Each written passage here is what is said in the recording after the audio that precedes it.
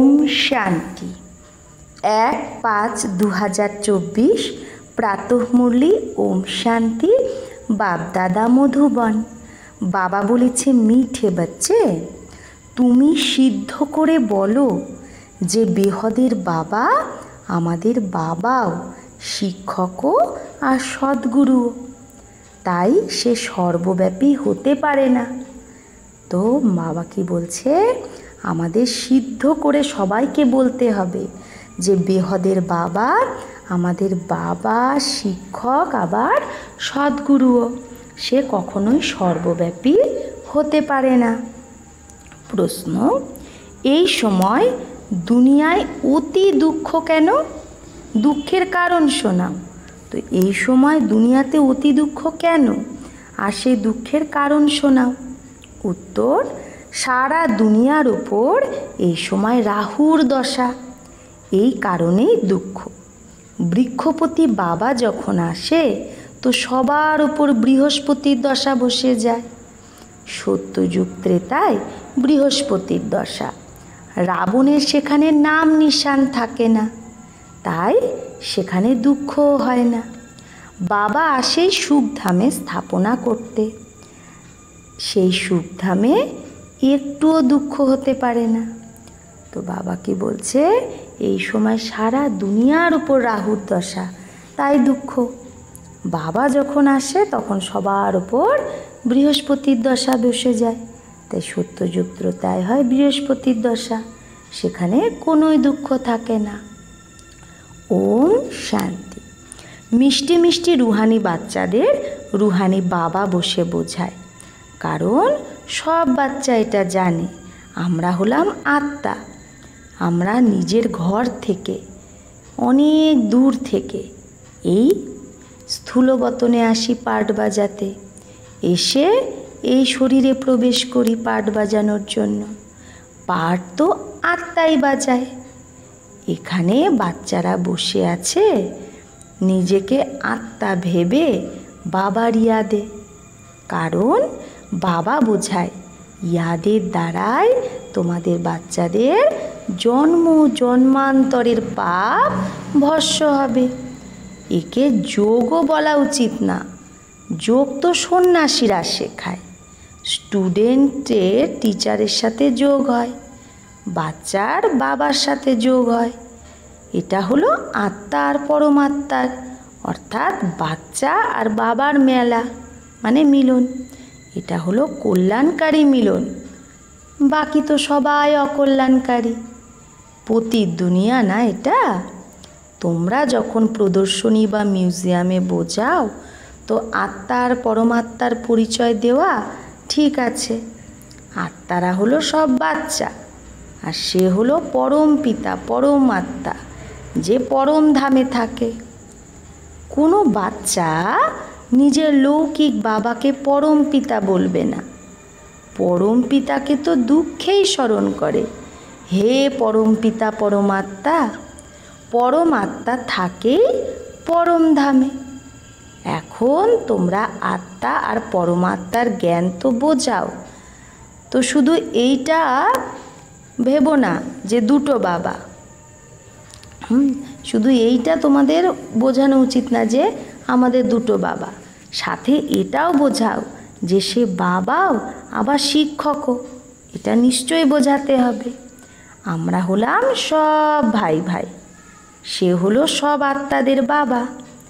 ভক্তি মার্গে সবাই ভগবান বাবাকে স্মরণ করে, কারণ ভগবানের কাছ থেকে ভক্তির ফল পাওয়া যায়, অথবা বাবার থেকে বাচ্চারা বর্ষা নেয়। ভগবান ভক্তির ফল দেয় বাচ্চাদের। কি দেয়? বিশ্বের মালিক বানায়। কিন্তু তোমাদের শুধু বাবাকে সিদ্ধ করলে হবে না, সে বাবাও তো শিক্ষা দেয়, সদ্গুরুও আবার।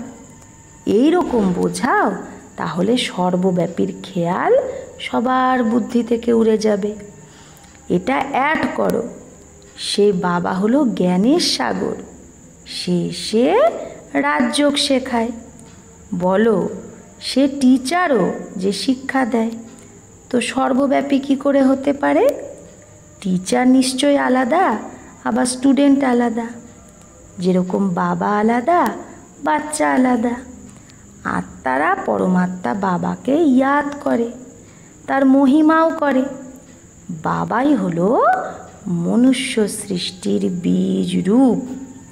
সে এসে আমাদের মনুষ্য সৃষ্টির আদি মধ্য অন্তের জ্ঞান শোনায়। বাবা স্বর্গে স্থাপনা করে, আমরা স্বর্গবাসী হয়ে যাই। সাথে সাথে এটাও বোঝাও যে আমাদের দুটো বাবা। লৌকিক বাবা পালনা করে, তারপরে টিচারের কাছে যেতে হয় পড়ার জন্য। আবার 60 বছর পরে বানপ্রস্থ অবস্থায় যাওয়ার জন্য গুরু করতে হয়। বাবা, টিচার, গুরু সব লৌকিকে আলাদা আলাদা হয়।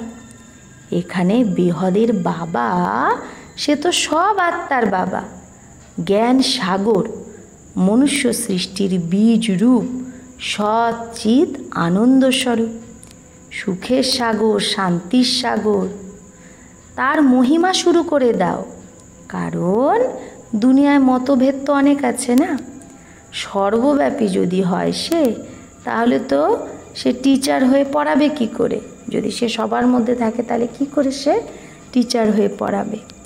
তাহলে সদ্গুরুও আবার সে সবাইকে গাইড হয়ে নিয়ে যায়, শিক্ষা দেয়, অর্থাৎ ইয়াদ শেখায়।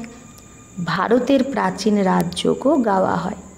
পুরানো থেকে পুরানো হলো সঙ্গম যুগ, নতুন আর পুরানো দুনিয়ার মাঝখানে। তোমরা বোঝো, আজ থেকে 5000 বছর আগে বাবা এসে নিজের বানিয়েছিল, আর আমাদের টিচার সদ্গুরুও হয়েছিল। সে শুধু আমাদের বাবা নয়, সে তো জ্ঞানের সাগর, অর্থাৎ টিচারও। আমাদের শিক্ষা দেয়, সৃষ্টির আদি মধ্য অন্তের রহস্য বোঝায়।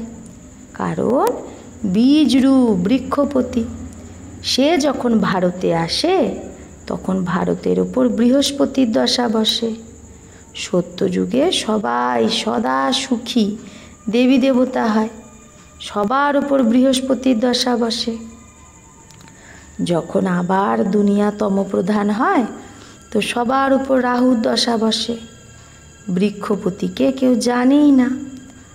না জানে, যদি না জানে তাহলে বর্ষা কী করে পাবে? তোমরা এখানে যখন বসো তো অশরীরী হয়ে বসো। এখানে তো তোমরা জ্ঞান পেয়েছো যে আত্মা আলাদা, ঘর আলাদা। 5 তত্ত্বের পুতুল শরীর তৈরি হয়। শরীরটা কি 5 তত্ত্ব দিয়ে তৈরি হয়, তাতে আত্মা প্রবেশ করে। সবার পার্ট সেট আছে।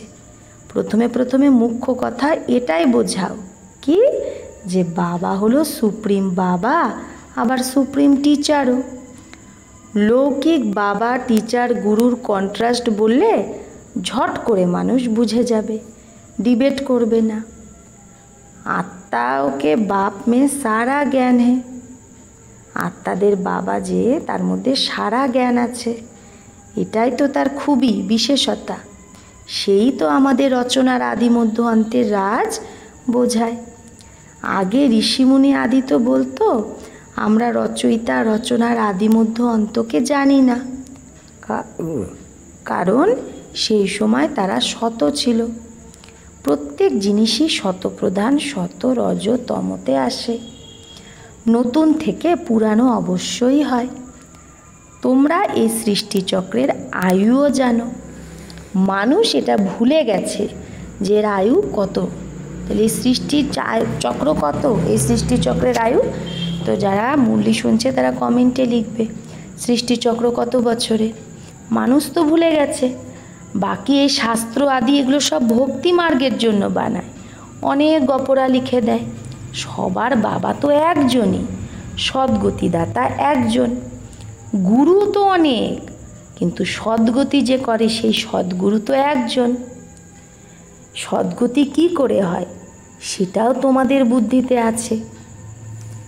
আদি সনাতন দেবী দেবতা ধর্মকেই সদ্গতি বলা হয়। সেখানে অল্প মানুষ থাকে, এখন তো কত ঢের মানুষ। সত্যযুগে তো শুধু দেবতাদের রাজ্য হবে, তারপর ডিনাইস্টিও বৃদ্ধি পাবে। Lakshmi Narayan, the first, second, third, এগুলো চলতে থাকে। যখন ফার্স্ট হবে তো কত অল্প মানুষ হবে, এই খেয়ালও শুধু তোমাদেরই চলে। এটা তোমরা বাচ্চারা বোঝো যে ভগবান তোমাদের সব আত্মাদের বাবা একজন, সে হলো বেহদের বাবা। হদের বাবার থেকে হদের বর্ষা পাওয়া যায়, বেহদের বাবার থেকে বেহদের বর্ষা পাওয়া যায়। 21 পিঁড়ি স্বর্গের বাদশাহী। তো 21 পিঁড়ি মানে যখন বয়স হয় তখন শরীর ছাড়ে, সেখানে নিজেকে আত্মা জানে, হ্যাঁ না? 21 পিঁড়ি স্বর্গের বাদশাহী মানে 21 পিঁড়িতে যখন 21টা জন্মে যখন বয়স হয় তো নিজেই শরীর ছাড়ে, সেখানে তো নিজেকে আত্মা জানে। আর এখানে দেহ অভিমানী হওয়ার কারণে জানেই না যে আত্মা এক শরীর ছেড়ে আর এক শরীর নেয়। এখন দেহ অভিমানীকে আত্ম অভিমানী কে বানাবে? এই সময় একজনও আত্ম অভিমানী নেই, বাবাই এসে আত্ম অভিমানী বানায়। সেখানে এটা জানে যে আত্মা একটা বড় শরীর ছেড়ে ছোট বাচ্চা গিয়ে হবে। সাপেরও উদাহরণ আছে, এই সাপ, এই ভ্রমরি, এগুলোর উদাহরণ সব সঙ্গম যুগেরই, এখনকারই, যেটা আবার ভক্তিমার্গেও কাজে আসে। বাস্তবে ব্রাহ্মণীরা তো তোমরাই হলে সেই ব্রাহ্মণী যারা 20টার কীড়াকে ভু ভু করে মানুষ থেকে দেবতা বানিয়ে দাও। বাবার মধ্যে নলেজ আছে না, সেই হলো জ্ঞানের সাগর, শান্তির সাগর। সবাই শান্তি চাইতে থাকে। শান্তি দেবা কাকে ডাকে? যে শান্তির দাতা অথবা সাগর, তার মহিমাও গায় কিন্তু অর্থরহিত। মানুষ বলতে থাকে শান্তি দেবা, শান্তিদাতা, কিন্তু অর্থ কিছুই জানে না, বলে দেয় কিন্তু জানে না কিছুই। বাবা বলে এই বেদ শাস্ত্র আদি এগুলো সব ভক্তি মার্গের, 63 জন্ম তো ভক্তি করতেই হবে। কত ঢের শাস্ত্র। বাবা কি বলছে যে শাস্ত্র পড়লে কেউ আমাকে পায় না, আমাকে তো ডাকে এসে পাবন বানাও। এটা হলো তমপ্রধান কিচড়ার দুনিয়া, যেটা কোনো কাজের না। কত দুঃখই দুঃখ। তো দুঃখ কোথা থেকে এলো? বাবা তো তোমাদের অনেক সুখ দিয়েছিল, তাহলে তোমরা কি করে সিঁড়ি নিচে নামলে? গাওয়াও হয় জ্ঞান আর ভক্তি। জ্ঞান বাবা শোনায়, ভক্তি রাবণ শেখায়। দেখনে মে না বাপ আতা, কিন্তু না বাবাকে দেখা যায় না রাবণকে দেখা যায়, দুজনকেই এই চোখ দিয়ে দেখা যায় না। আত্মাকে বোঝা যায়। আমরা আত্মা, তো আত্মার বাবাও নিশ্চয়ই হবে। বাবা আবার টিচারও হয়, আর এরকম কেউ হয়ই না। এখন তোমরা 21 জন্মের জন্য সদ্গতিকে চক্র নিচ্ছ। তাহলে বাবা বলছে 21 জন্মের জন্য আমরা সদ্গতি পাচ্ছি, তো সেখানে গুরুর কোনো দরকার নেই। বাবা সবার বাবাও তো শিক্ষকও, পড়ায়, সবার সদ্গতি করে, তাই সদ্গুরু, সুপ্রিম গুরু। তো तीनों को तो सर्वव्यापी कह ना सके, তাহলে বাবা টিচার সদ্গুরু, তাহলে তো সে সর্বব্যাপী হতে পারে না।